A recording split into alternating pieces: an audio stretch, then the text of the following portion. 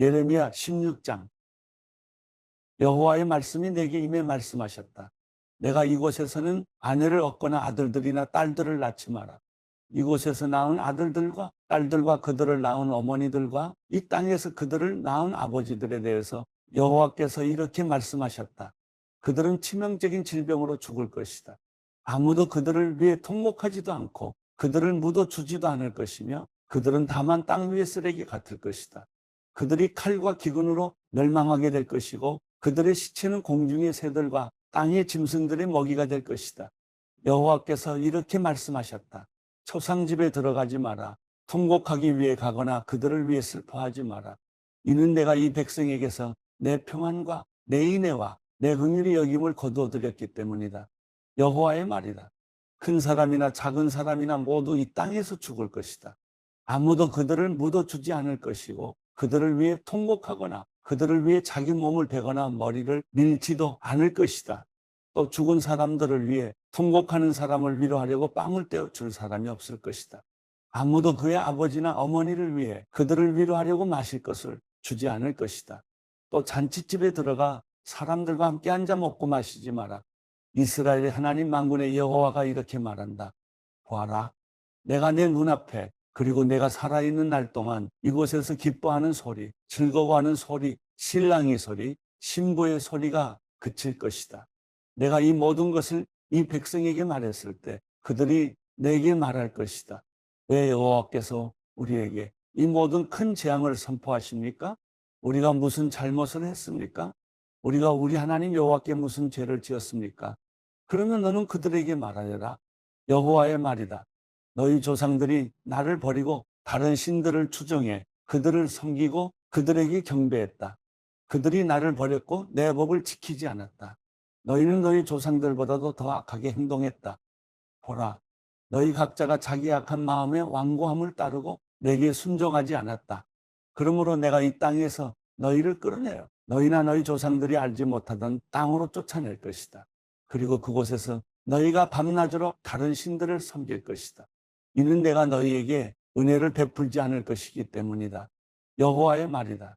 그러므로 보아라, 날들이 오고 있는데 그때 사람들은 이스라엘 자손들을 이집트 땅에서 이끌어내신 여호와께서 살아계심으로 맹세하지 않고 오히려 이스라엘 자손들을 북쪽 땅과 추방했던 모든 땅에서 이끌어내신 여호와께서 살아계심으로 맹세할 것이다.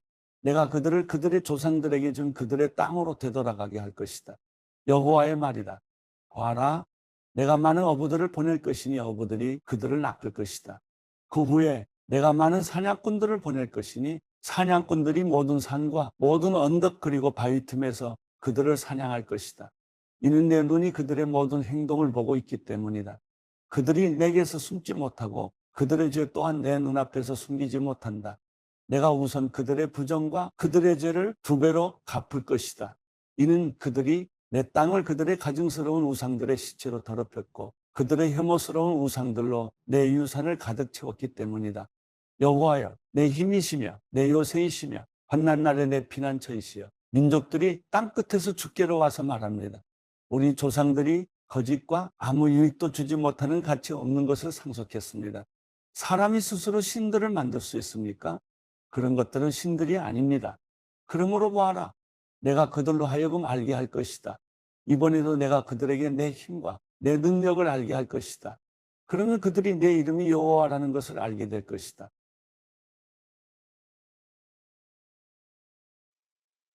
예레미야 17장. 유다의 죄가 철필로 기록돼 금강석의 뾰족한 끝으로 그들의 마음판과 그들의 제단 뿔에도 새겨졌다.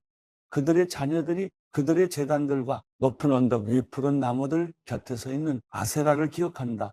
들에 있는 내 산하 내 나라 도처에 있는 죄로 인해 내가 내 재산과 내 모든 보물들을 내 산당들을 약탈물로 줄 것이다. 내가 내 몫으로 준 땅을 너는 잃을 것이다. 내가 알지 못하는 땅에서 내가 너로 하여금 내 대적들을 섬기게 할 것이다.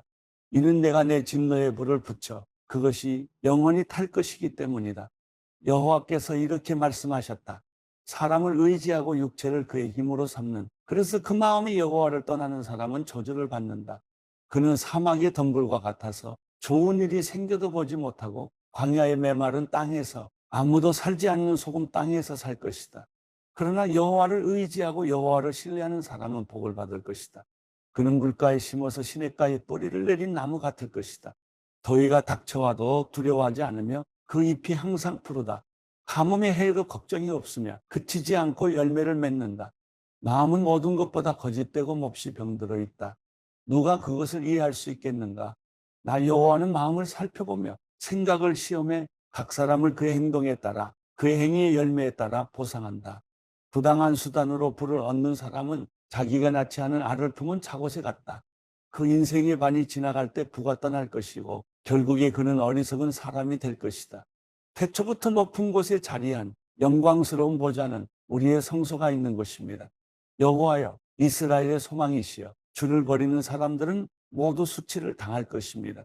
주를 떠나는 사람은 땅에 기록될 것입니다. 이는 그들이 생명수의 샘물인 여호와를 버렸기 때문입니다. 여호와여, 저를 치유해 주십시오. 그러면 제가 치유될 것입니다. 저를 구원해 주십시오.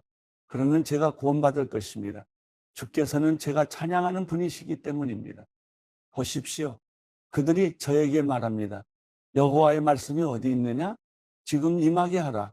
그러나 저는 주의 목자가 되는 것을 피하지도 않았고 재앙의 날을 바라지도 않았습니다. 제 입술에서 나온 것을 주께서 아시니 그것이 주 앞에 있습니다. 제게 두려움이 되지 마십시오. 재앙의 날에 주는 제 피난처이십니다. 저를 핍박하는 사람들이 수치를 당하게 하시고 저로 수치를 당하지 않게 해 주십시오. 그들로 낙담하게 하시고 저로 낙담하지 않게 해 주십시오. 그들에게 재앙의 날이 이르게 해 주십시오.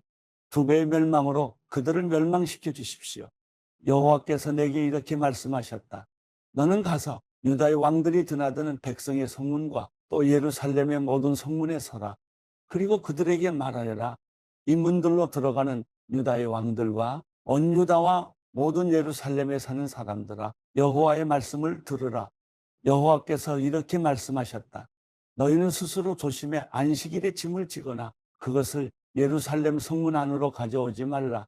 안식일에 너희 집에서 짐을 지고 나가지도 말고 어떤 일도 하지 말라. 오직 내가 너희 조상들에게 명령한 대로 안식일을 거룩하게 지키라.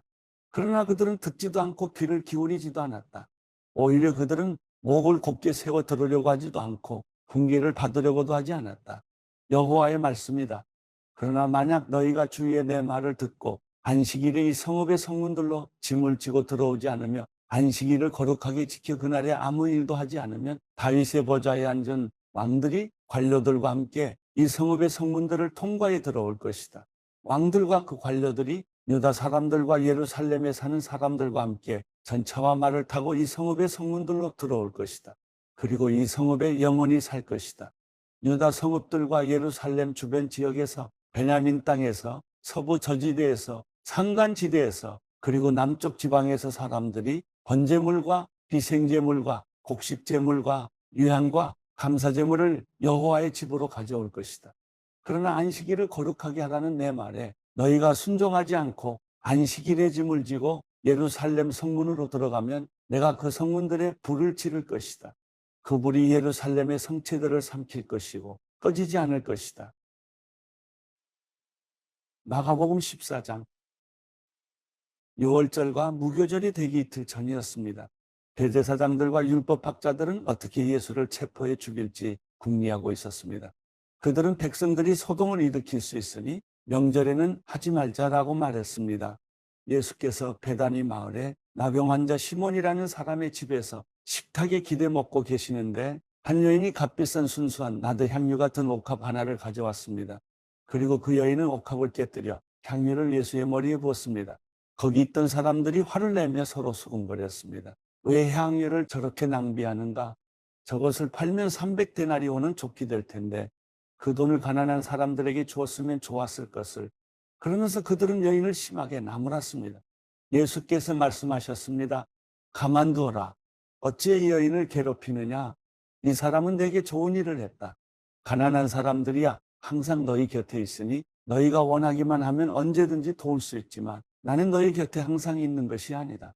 이 여인은 자기가 할 수 있는 일을 했다. 내 몸에 향유를 부어 내 장례를 미리 준비한 것이다. 내가 너희에게 진실로 말한다. 온 세상 어디든지 복음이 전파되는 곳마다 이 여인이 한 일도 전해져서 사람들이 이 여인을 기억하게 될 것이다. 그때 12 제자 가운데 하나인 가룟 유다가 예수를 배반해서 넘겨줄 심산으로 대제사장들에게 갔습니다. 그들은 유다의 말을 듣고 무척 기뻐하며 그에게 돈을 주기로 약속했습니다. 그래서 유다는 예수를 넘겨줄 기회를 엿보았습니다. 무교절 첫날 6월절 양을 잡는 날에 제자들이 예수께 물었습니다. 우리가 주를 위해 어디에 가서 6월절 음식을 준비하는 것이 좋겠습니까? 그러자 예수께서 제자 2사람을 보내시며 말씀하셨습니다. 성 안으로 들어가면 물동이를 메고 가는 사람을 만날 것이다. 그를 따라가거라. 그가 어디로 들어가든지 그 집주인에게 선생님께서 제자들과 함께 6월절 음식 먹을 방이 어디냐고 물으십니다라고 말하라. 그가 잘 마련해 놓은 넓은 다락방을 보여줄 것이다. 거기에다 우리를 위해 음식을 준비해두라. 제자들이 떠나 성 안으로 들어가 보니 모든 것이 예수께서 말씀하신 그대로였습니다. 그리하여 그들은 6월절을 준비했습니다. 그날 저녁이 되자 예수께서 12 제자들과 함께 그 집에 도착하셨습니다. 함께 식탁에 기대어 음식을 나누는 동안 예수께서 말씀하셨습니다. 내가 너희에게 진실로 말한다. 너희 가운데 하나가 나를 배반할 것이다. 그가 지금 나와 함께 먹고 있다. 그들은 슬픔에 잠겨 한 사람씩 예수께 물었습니다. 설마 저는 아니지요? 예수께서 대답하셨습니다. 12명 가운데 한 사람이다. 지금 나와 한 그릇에 빵을 찍어 먹는 사람이다. 인자는 자신에 대해 성경에 기록된 대로 가겠지만 인자를 배반하는 그 사람에게는 화가 있을 것이다. 그는 차라리 이 세상에 태어나지 않았더라면 좋았을 것이다. 그들이 음식을 먹고 있는데 예수께서 빵을 들고 감사 기도를 드리신 후 떼어 제자들에게 나눠주며 말씀하셨습니다. 이것을 받으라. 이것은 내 몸이다. 그러고 나서 예수께서는 잔을 들고 감사 기도를 드리신 후 제자들에게 주셨습니다. 그러자 그들 모두 받아 마셨습니다. 예수께서 그들에게 말씀하셨습니다. 이것은 많은 사람을 위해 흘리는 내 피, 곧 언약의 피다. 내가 너희에게 진실로 말한다. 내가 하나님 나라에서 새 포도주를 마시는 그날까지 포도나무에서 난 것을 다시는 마시지 않을 것이다. 그들은 찬송을 부른 뒤 올리브 산으로 향했습니다. 예수께서 그들에게 말씀하셨습니다. 너희는 모두 나를 버릴 것이다. 성경에 이렇게 기록되어 있다. 내가 목자를 치리니 양떼가 흩어질 것이다. 그러나 내가 살아난 후에 너희보다 앞서 갈릴리로 갈 것이다.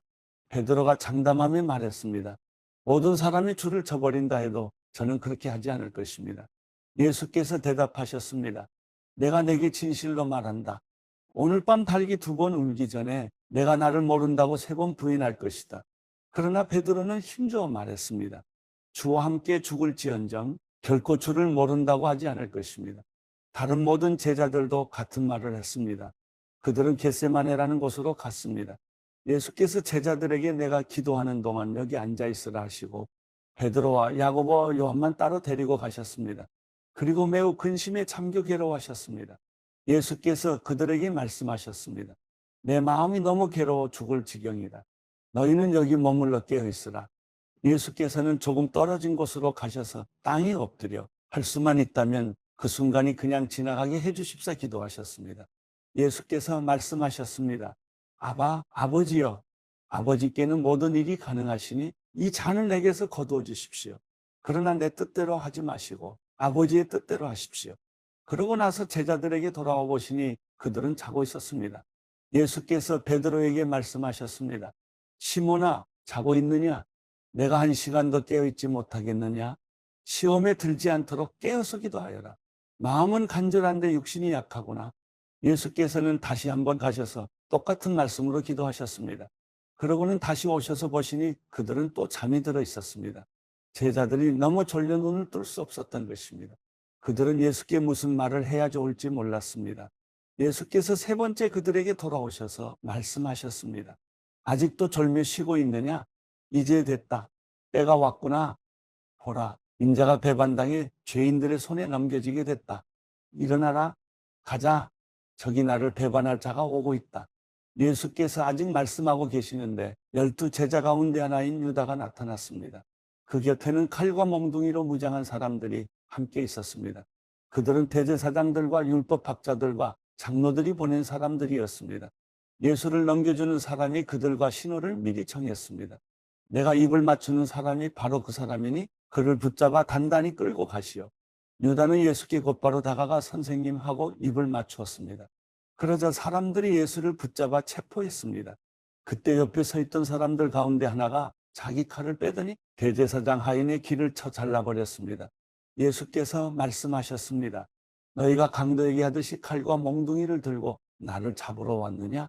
내가 날마다 너희와 함께 있으면서 성전에서 가르칠 때에는 너희가 나를 잡지 않았다. 그러나 이것은 성경을 이루려고 하는 것이다. 제자들은 모두 예수를 버리고 달아났습니다. 그런데 한 청년이 맨몸에 베옷 이불을 두르고 예수를 따라가고 있었습니다. 사람들이 그를 붙잡자 그는 헛이불을 버리고 벌거벗은 채 달아나 버렸습니다. 그들은 예수를 끌고 대제사장에게로 갔습니다. 대제사장들과 장로들과 율법학자들이 모두 모여들었습니다. 베드로는 멀찌감치 떨어져 예수를 따라가 대제사장 집들에까지 들어갔습니다. 거기서 그는 경비병들 틈에 앉아 불을 쬐고 있었습니다.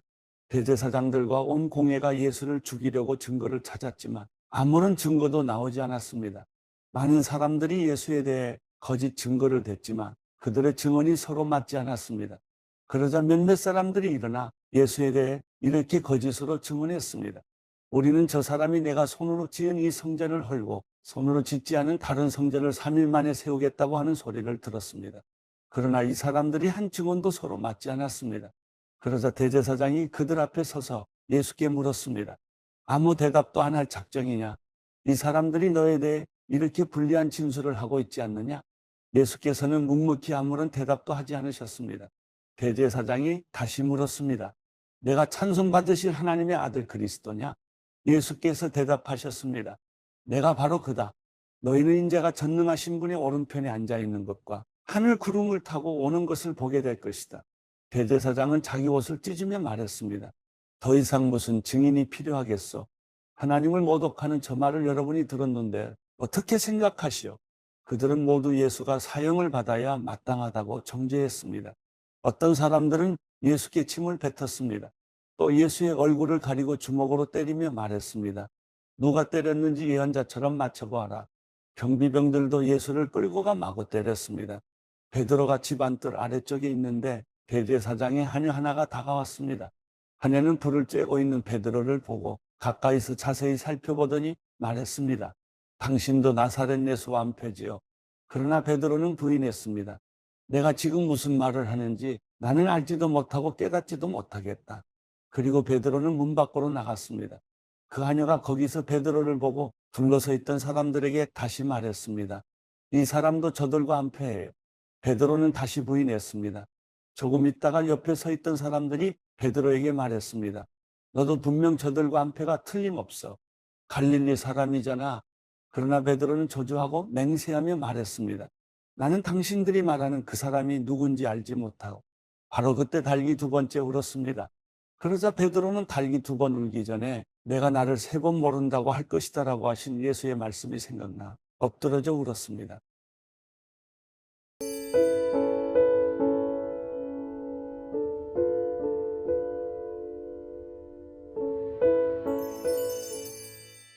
시편 133편.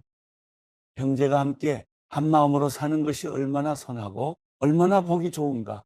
그것은 마치 귀한 기름을 머리에 부어 수염에까지 곧 아론의 수염에까지 흘러내리고 그 옷깃에까지 흘러내리는 것 같고 또 헤르몬의 이슬이 시온산에 내리는 것 같구나. 거기서 여호와께서 복을 내리셨으니 바로 영원한 생명이로다.